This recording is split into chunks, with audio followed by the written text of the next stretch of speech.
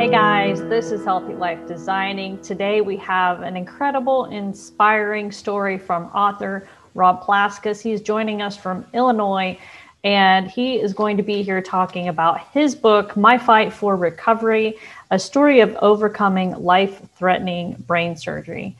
So stick around. Rob is such an inspiring guy, full of confidence and joy. You guys don't want to miss this.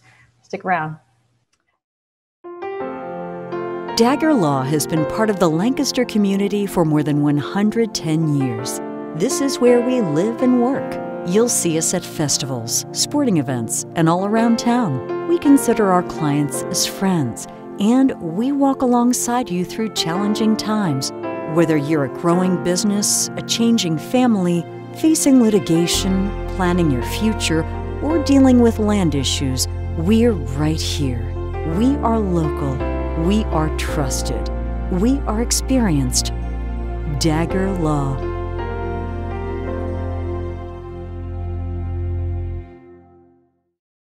Hi, I'm Amanda Wattenberg, Regional Director at Ohio Guidestone. Do you or does someone you know have a substance abuse disorder? Have you been thinking about getting help, but don't know where to start? It takes a lot of courage to ask for help, but it's the most important step you can take. If you think you know everything that's available in Fairfield County, think again. Like other chronic diseases, addiction can be managed successfully. Treatment enables people to counteract addiction's powerful, disruptive effects on the brain's behavior and regain control of their lives. Even if it takes multiple attempts, treatment does work and people do recover from addiction every day. So keep trying because your life matters. You matter, and we're here to help. Call 211 and ask for the treatment resources available right here in Fairfield County. This message is brought to you by the Fairfield County Adam H. Board. Hey guys, this is Healthy Life Designing. I'm Darian. Today, our guest is Rob Plaskas. He is joining us from the wonderful state of Illinois, and he is here to share his amazing story and why he wrote his book. Hello, Rob. How are you?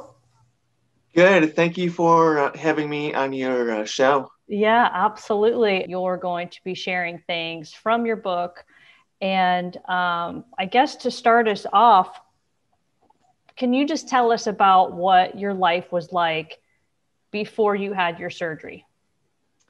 I was a popular student at Oswego High School in Oswego, Illinois. I was respectful, funny, romantic, and responsible. I never got into fights or was jealous with any of my relationships. I was a good student academically and participated in sports. Nice. And at the beginning of your story, can you tell us about the brain surgery? When I was 17 years old, I had a growing benign tumor removed from my brain. If I didn't have the operation, I would die in a few years, I believed.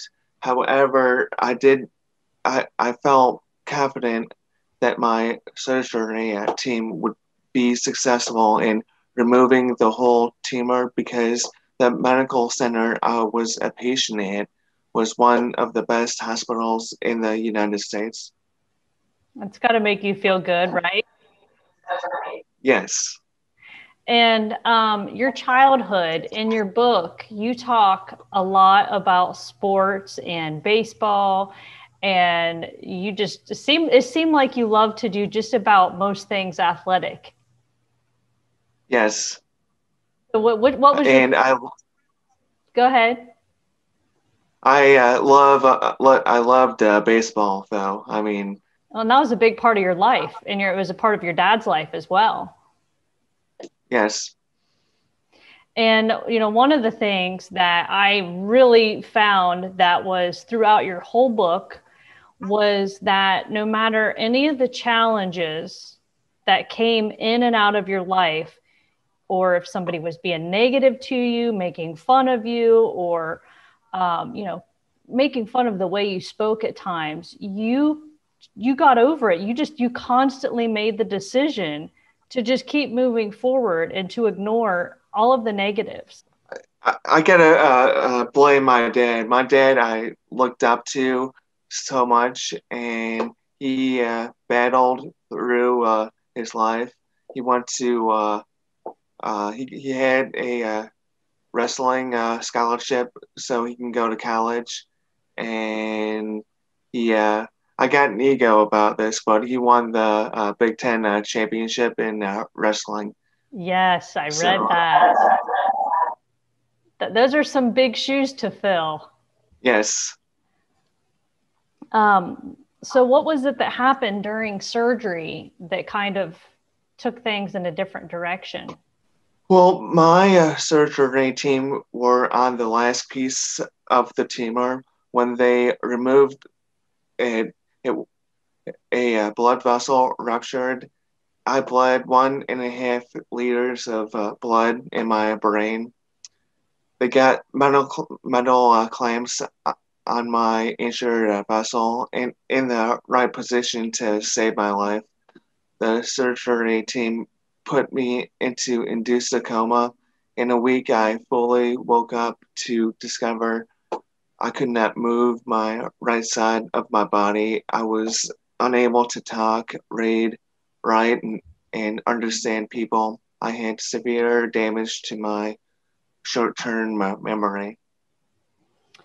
Before we get into the details of, the temporary paralysis, I thought it was interesting that when you said you woke up from your coma 2 different times, that you had remembered having dreams.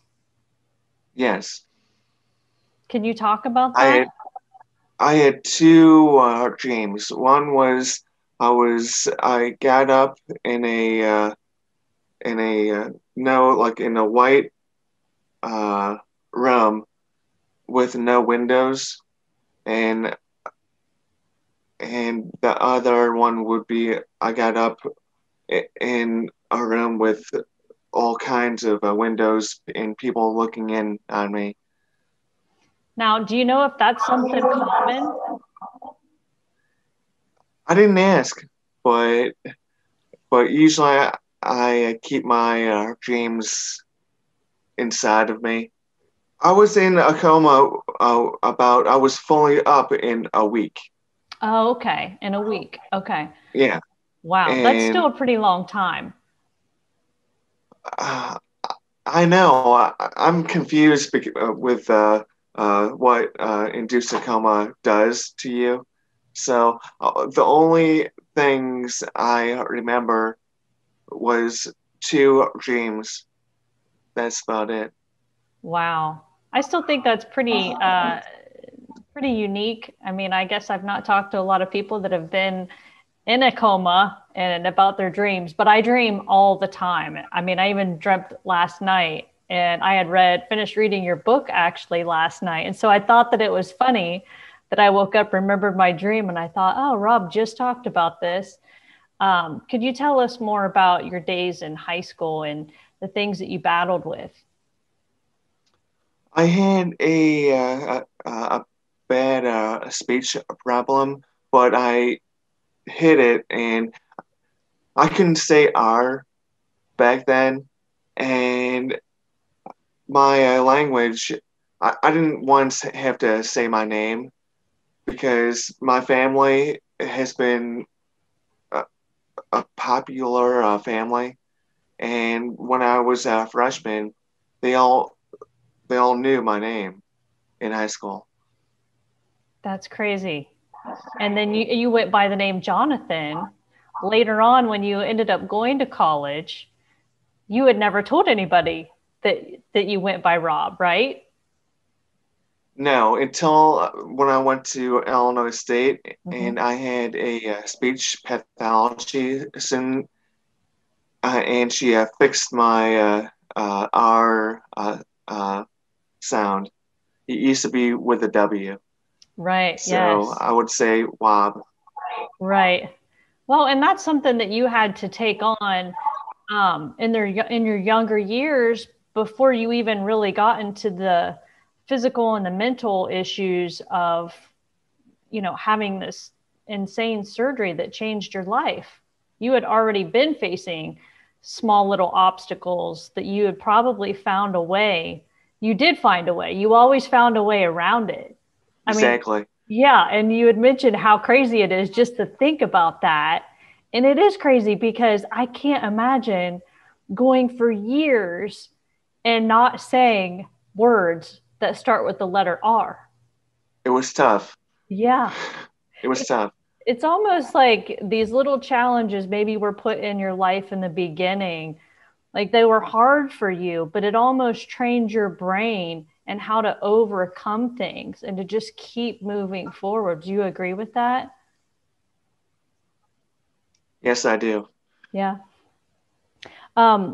So can you tell us more about your surgery? I mean, I know that this was seriously, but then you realized, I could die. I might not see my family again. And you mentioned driving through your hometown, driving past all of your schools and all of the places where you had gave those little kisses to your girlfriends on their front porch.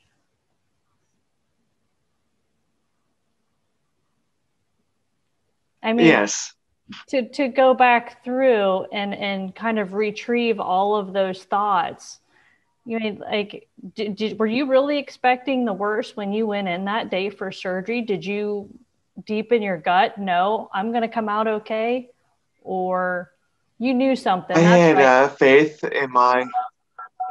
I have faith in my my team that I would be okay.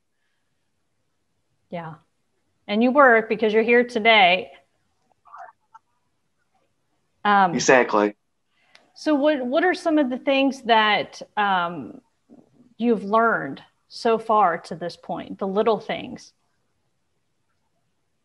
Well, I know my recovery would be long, and I didn't know it would be uh, uh, 25 years plus when I'm still gaining some more motion out of my right side of my body, and my speech is still improving.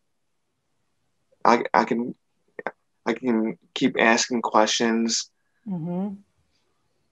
Well, and I find it fascinating that so you had the temporary paralysis, and as you mentioned, you couldn't write, speak, read. You had to relearn everything.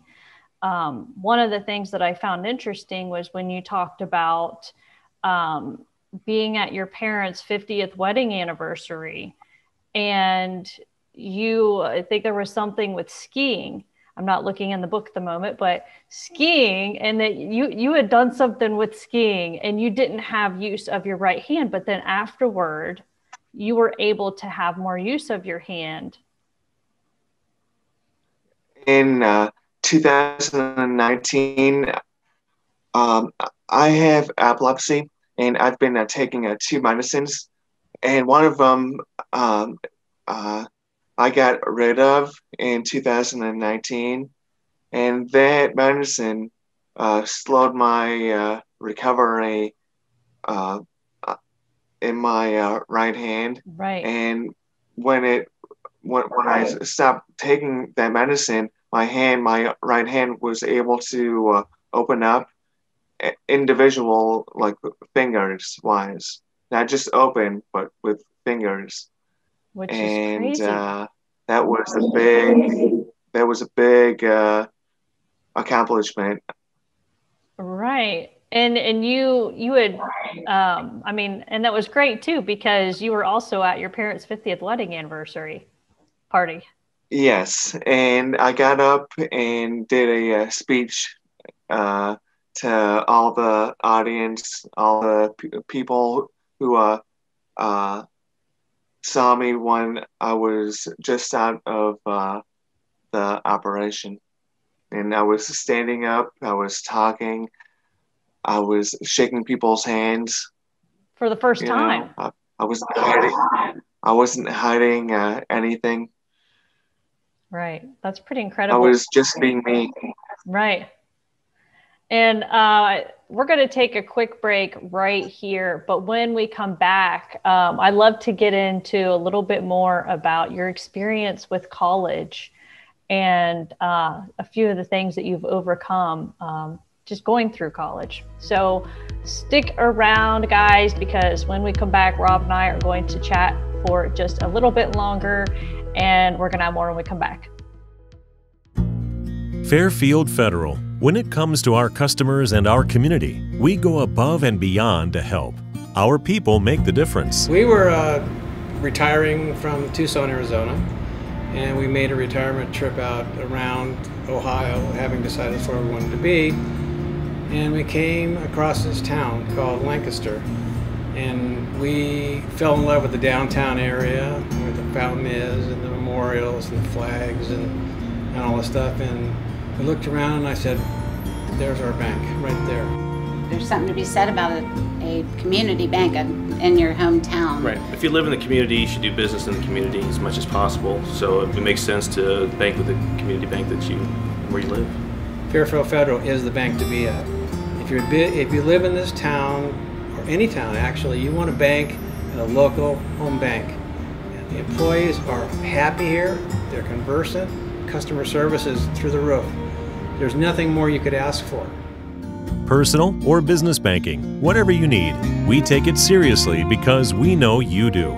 Stop by today at any of our 3 locations and see why the difference is clear. Fairfield Federal Savings and Loan specializes in banking that revolves around you. Member FDIC Equal Housing Lender. Hey guys, Healthy Life Designing. We are back wrapping it up with Rob Plaskas. And Rob, could you tell us about the first phase of your recovery? My recovery was hard on me physically, mentally, and emotionally, but I had excellent therapists to help me deal with my injury for 6 months after my operation. When I was released from my rehabilitation hospital in a few months, I was able to walk with a limp, raise my right arm up, talk in small sentences, and comprehend more. Which is incredible. And you just kept fighting and fighting and fighting, and you didn't give up no matter what you were doing. And one of the things that you still wanted to do is that you wanted to go to college. Yes. Which was going to be a challenge considering you didn't have full use of your hand, you couldn't read and write, and your speech wasn't progressing quickly. So you were, and had you made pretty good grades before in school? Yes, I was I was a high GPA. Mm-hmm. I was expecting to go to a Big Ten school, maybe get a academic scholarship, maybe, but that didn't happen. But you still made your way into college. And even though that you had to go through getting not the highest GPA that you wanted, you stayed solely focused on just accomplishing the fact that you're in school, you're being social, you pushed yourself because speaking was hard for you, trying to make new friends and romantic relationships were all a challenge for you. Yes, it was. So could you tell us about your experience in college and, what you did to keep moving forward? Because I know you talk a lot about certain friends that you had made that you began to really trust, and you went to a lot of parties with your friends and started to really kind of get outside of your comfort zone. I joined a pledge class at Delta Sigma Phi, and I made a lot of friends that way. And I didn't join that fraternity, but I made a lot of friends anyways. Mm-hmm. Almost each week I would go to their house and have a good time. And I met a lot of women, and I just had fun. What were more of your goals or dreams after your surgery? I mean, besides college. My recovery goals were to be able to walk, move my right hand, and talk without anyone noticing I had a severe injury. It was tough, but I succeeded by working out. You cannot even tell I was paralyzed on my right side of my body and talking, in trouble talking. Well, and I wanted to kind of rewind a little bit where we were talking about your hand. And I thought it was interesting that you ended up getting Botox injections in your hand. Yes. Can you? I did the Botox injections about a year, and each a few months I would have the same injections on my hand. It helped, but it didn't help me as much as I thought. But I was doing all the things that you possibly could do with a slow right hand. Right. But I mean, it's still pretty incredible. And I mean, it is just something else that did help you along the way in your journey. Yes. Yes, it Um, was. what are some of the side effects that you still have today? Oh, what since my surgery, I improved my short-term memory damage, but I still can't remember some things I could remember before my operation. Therefore, I I remember those things by putting sticky notes by my computer, where my keys are, in my office, and in my car. I am still partially paralyzed, so I have to keep working out to improve my right side of my body still. And you and I talked about this. You are so dedicated to the gym and eating healthy. Can you talk about that? Um, I go to the gym about 6 times a week, except Sunday. That's my wine day and my NFL football day. I'm down in the basement. No one can bug me on that on Sunday. Um, uh, my healthy eating wise, I don't have any beer. Uh, I I cut down on my hot dogs, any of the uh, uh, Preservatives?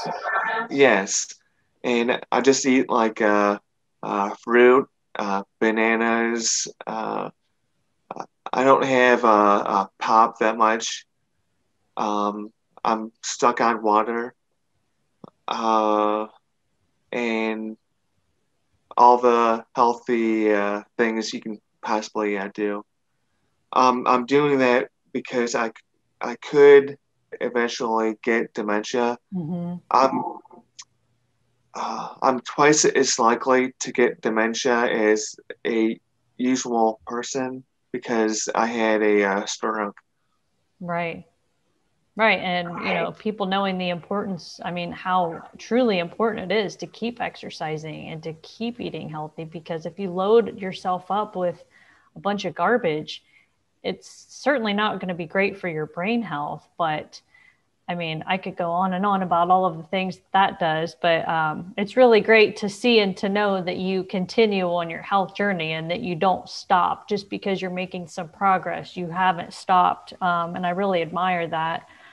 Um, there's something else that I wanted to mention, and it was here in your book. And it's how your parents helped pass the law, the House bill, the 3080 and the 92nd Illinois General Assembly. Can you talk about that?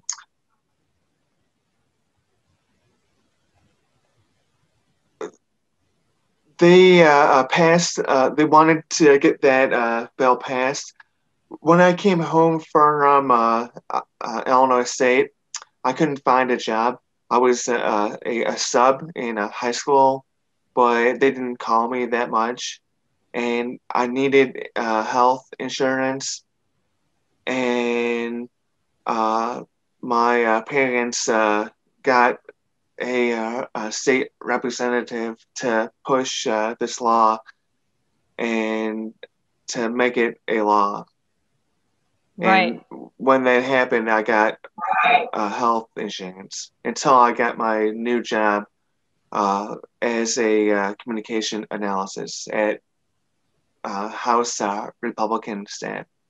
Right, because I mean, you mentioned in your book, I mean, what would you have had done? You know, what would all of your family had done had you not had any health insurance? I mean, you would have been out hundreds and thousands of dollars. Yes, and the anti-seizure medicine, because I have epilepsy, would be in the thousands of how much I owe. And if I didn't have health insurance, I would be, I would not be doing too good. Right. I mean, a lot of people have to file bankruptcy for situations like yours if they don't have coverage. Yes. If you could go back and talk about high school itself. No, I don't want to ask you that question. Hold on. We have a few minutes left, and I want to ask you why you think people should never give up.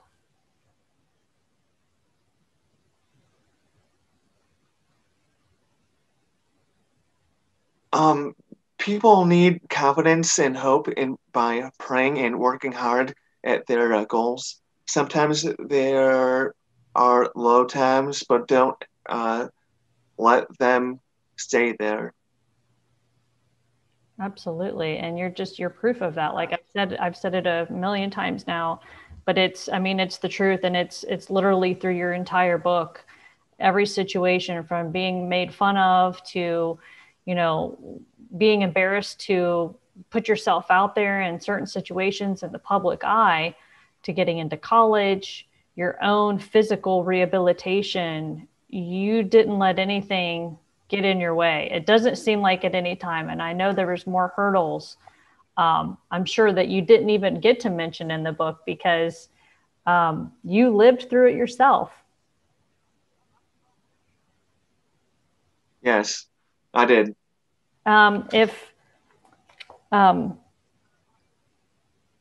If people would like to learn more about where they can buy the book, could you share that information? You can get my book at my website, robplaskas.com, Amazon, Barnes & Noble, eBay, and more online bookstores. Fabulous. That is all that we have time for, Rob. Is there anything else that you would like to add? Just thank you for having me on your show. Absolutely. I really appreciate you, and I'm very inspired by you. Folks, go out. My book looks crazy, but it's a great read. It's very inspirational. You will not regret it. Rob Plaskas, everybody. And until next time, we will see you soon. Thanks so much for watching.